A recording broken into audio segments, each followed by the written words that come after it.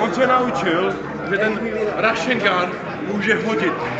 A jmenovalo se to... Rasen Shuriken.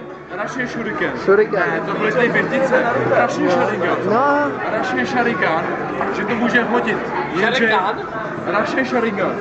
Jenže jemu to ničilo čakru. Čakru a hlavně ruku mu to ničilo. Že to nemůže dělat. Mára, pojď k nám. To znamená, že... Bernardě, pojď k nám. To znamená, že to nemůže dělat, protože by ho to zabilo. Ten trik. Jenže on se naučil ovládat lišku a ten sidesmoke. Lišku. Jo, on má v sobě započítanou lišku, ne? Démona. Kyubiho. Nebyla... Já mám taky démona v sobě. No, Kyubi. mrtvýho démona. Hej. Hej, bej se. Hej, to je Kyubi. Hej, Kyubi, ne? Kyubi mod. A v tu chvíli, co se naučil ovládat Kyubi mod, tak ten Rasen Shuriken může házet. Takže mu toto čakru nejnižší. Tečka. Budá smrdat.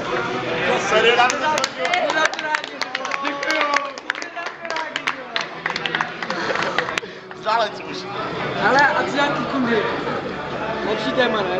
Tam jsou kundy v tom seriálu. V tom seriálu jsou kundy. Blázne. Naruto chodí, jak ona se jmenuje, ta léčitelka.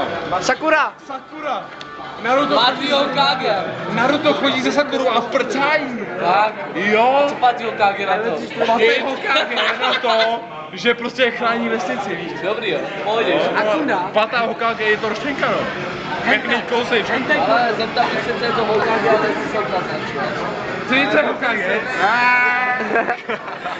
Řidice Hokage, on to nepokopí, ale. Hokage je šéf vesnice. To je něco jako u nás prezident. Něco jako v Anglii královna. To je Hokage. A teď jsou tam vesnice a je písečná vesnice, listová vesnice je Naruto. A oni to ještě čelinka, listová, písečná, ten byl guru, ne? Gara. Hele, ten nosil na zádech písek. No, písek, ale takový... Tykev. Takový tykvy, nosil písek. Hele, ale mu ten písek dokázal ovládat. Já jsem úplně porazitelný. On udělal takhle. A písek ho kryl prostě. Ale pak ho rozbili, ne? Ne, oni ho pak porazili ty, co jsou z těch vyšších stran. Tak mu tu písečnou vzali, ne? Toho písečního démona, takže mu je takový mrtvý. Není mrtvý, že, ale je to chudák.